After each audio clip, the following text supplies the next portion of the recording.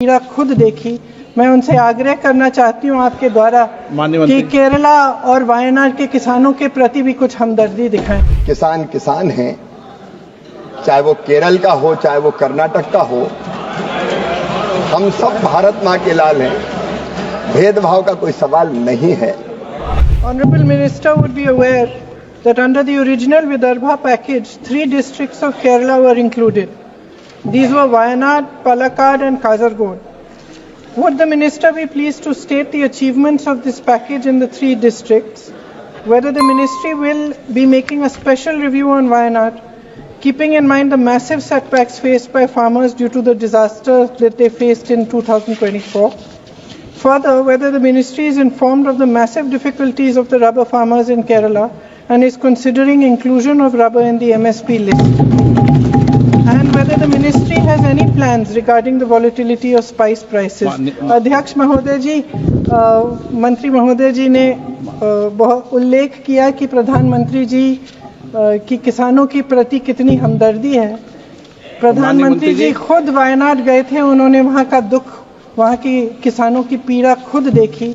मैं उनसे आग्रह करना चाहती हूँ आपके द्वारा कि केरला और वायनाड के किसानों के प्रति भी कुछ हमदर्दी दिखाएं। धन्यवाद।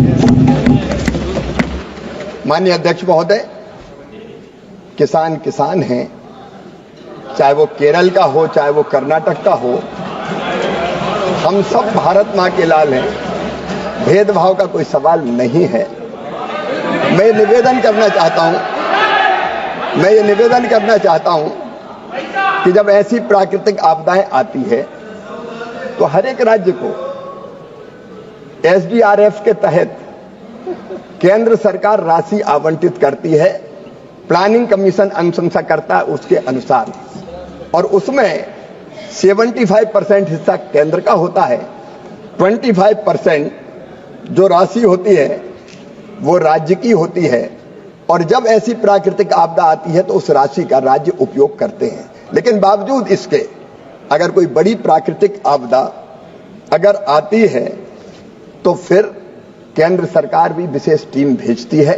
पिछले दिनों माननीय अध्यक्ष महोदय, जब आंध्र में तेलंगाना में दिक्कत हुई थी, अत्यंत वर्षा के कारण बाढ़ की स्थिति पैदा हुई थी, केंद्रीय टीम गई थी, मैं स्वयं भी गया था माननीय अध्यक्ष महोदय।